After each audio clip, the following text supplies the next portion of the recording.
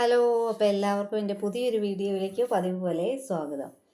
അപ്പോൾ ഞാനിന്നൊരു cooking video ഒക്കെ ആയിട്ടാണ് കേട്ടോ ഇന്ന് വന്നിരിക്കുന്നത്.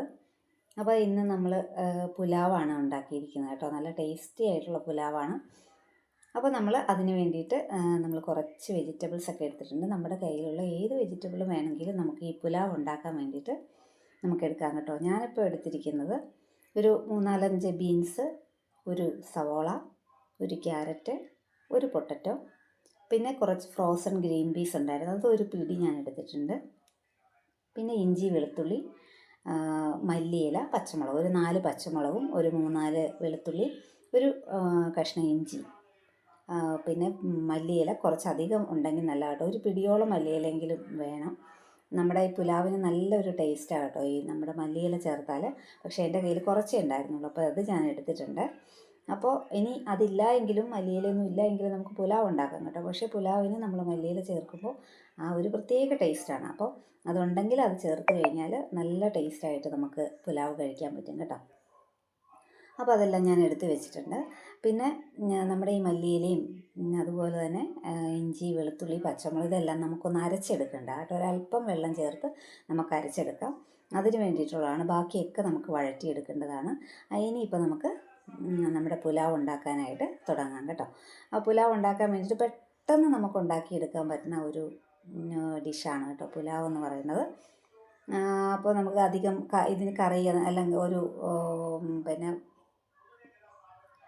എന്താണ് നമ്മുടെ തൈരോ പപ്പടോ ഒക്കെ ഉണ്ടെങ്കിൽ നമുക്കിത് കഴിക്കാൻ പറ്റും കേട്ടോ. അച്ചാറൊക്കെ ഉണ്ടെങ്കിൽ നമുക്ക് കഴിക്കാൻ പറ്റും. അല്ലാതെ അതിന് പ്രത്യേകിച്ച് വേറെ കറികളോ കാര്യങ്ങളോ ഒന്നും ഇല്ലെങ്കിലും നമുക്ക് കഴിക്കാൻ പറ്റും. അതുപോലെ ഉരുളക്കിഴങ്ങ് നമുക്ക് ഇത്തിരി പൊരിച്ചെടുത്താലോ അതും നല്ലതാണ്. കോളിഫ്ലവർ ഒന്ന് പൊരിച്ചെടുത്താൽ അതൊക്കെ ഇതിൻ്റെ സൈഡ് ഡിഷായിട്ട് നമുക്ക് കഴിക്കാം കേട്ടോ. അപ്പോൾ ഞാനിവിടെ ഉണ്ടാക്കുന്നതിൻ്റെ കൂടെ സൈഡ് ഡിഷായിട്ട് പപ്പടവും അച്ചാറും പിന്നെ നമ്മുടെ എന്താണ് സവോള, ഉപ്പും നമ്മുടെ പച്ചമുളകും ഉപ്പും ഒക്കെ ഇട്ട് നന്നായിട്ട് ഞരടി, അത് നല്ലൊരു കോമ്പിനേഷനാണ് കേട്ടോ. അത് കഴിക്കാത്തവരൊക്കെയാണ് അങ്ങനെ ചെയ്ത് കഴിച്ച് നോക്കണം കേട്ടോ. അപ്പോൾ ഞാൻ അതിന് വേണ്ടിയിട്ട് പാൻ വെച്ചിട്ടുണ്ട്. ഞാൻ കുക്കർ വെച്ചിട്ടുണ്ട് കേട്ടോ. കുക്കറിലേക്ക് ഒരു 2 ടീസ്പൂണോളം നമ്മുടെ നെയ്യ് ചേർക്കുന്നുണ്ട് കേട്ടോ.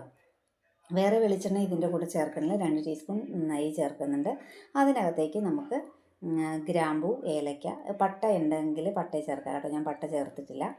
അപ്പോൾ അത് ചേർത്ത് ഒന്ന് ചെറുതായിട്ടൊന്ന് മൂപ്പിച്ചതിന് ശേഷം അതിനകത്തേക്ക് നമ്മൾ അരിഞ്ഞു വെച്ചിരിക്കുന്ന നമ്മുടെ ഒരു സവോള ഉണ്ടല്ലോ, അത് ഒന്ന് നന്നായിട്ടൊന്ന് നമുക്കൊന്ന് ഇളക്കി യോജിപ്പിച്ചതിന് ശേഷം ഇനി നമുക്കിതിനകത്തേക്ക് നമ്മുടെ വെജിറ്റബിൾ എല്ലാം ചേർത്ത് കൊടുക്കാം കേട്ടോ. നമ്മുടെ കയ്യിലുള്ള ഏത് വെജിറ്റബിളും നമുക്കിതിനകത്തേക്ക് ചേർത്ത് കൊടുക്കാം. അപ്പോൾ അതെല്ലാം നന്നായിട്ട് ചേർത്തതിന് ശേഷം നന്നായിട്ട് ഇളക്കി യോജിപ്പിക്കണം കേട്ടോ. ഇതൊന്നും ഒരുപാട് അങ്ങോട്ട് വേവിച്ചൊന്നും ഇപ്പോൾ എടുക്കേണ്ട. അതൊക്കെ നമ്മൾ കുക്കർ അരി ഇട്ടതിന് ശേഷം മാത്രം വേവിച്ചാൽ മതി. അപ്പോൾ അത് നന്നായിട്ടൊന്ന് വഴറ്റിയതിന് ശേഷം ഇതിനകത്തേക്ക് മല്ലിപ്പൊടി, മുളക് പൊടി, മഞ്ഞൾപ്പൊടി ഇത്രയും ഞാൻ ചേർക്കണം കേട്ടോ. അപ്പോൾ ഒരു 1/2 ടീസ്പൂണോളം മല്ലിപ്പൊടി, 1/2 ടീസ്പൂൺ മുളക് പൊടി, പിന്നെ 1/2 ടീസ്പൂൺ കാശ്മീരി ചില്ലി, ഒരു 1/4 ടീസ്പൂണോളം മഞ്ഞൾപ്പൊടി ഞാൻ ഇട്ടിട്ടുണ്ട്. അത് ഇട്ട് നിന്ന് അതിൻ്റെ പച്ചമണം മാറിക്കഴിയുമ്പോൾ നമ്മൾ അരച്ച് വെച്ചിരിക്കുന്നില്ലേ ഇഞ്ചി, വെളുത്തുള്ളി, പച്ചമുളക്, മല്ലിയില, ഇതിൻ്റെ ആ മിക്സ് അങ്ങോട്ട് ഒഴിച്ചു കൊടുക്കണം കേട്ടോ. ഞാൻ ഇത്തിരി വെള്ളവും കൂടി നമ്മുടെ ബൗളിൽ നിന്ന് ജാറ് കഴുകി ഒന്ന് ഇട്ടിട്ടാണ് കേട്ടോ അത്രയും വെള്ളം.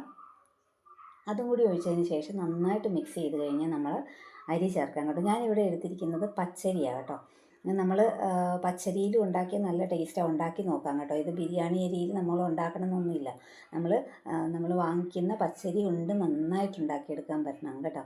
അപ്പോൾ ഞാനിത് പച്ചരി കൊണ്ടാണ് ഉണ്ടാക്കിയേക്കണത്. അപ്പോൾ അത് നന്നായിട്ട് പച്ചരി ഇട്ടതിന് ശേഷം നന്നായിട്ട് മിക്സ് ചെയ്യണം. മിക്സ് ചെയ്തതിന് ശേഷം നമ്മുടെ ആവശ്യത്തിന്, നമ്മുടെ അരി വേകേണ്ടതിന് ആവശ്യത്തിന് വെള്ളം ഞാനിപ്പോൾ നമ്മളത് കവർ ചെയ്ത് കുറച്ചും കൂടി വെള്ളം ഞാൻ ചേർത്തിട്ടുണ്ട് കേട്ടോ.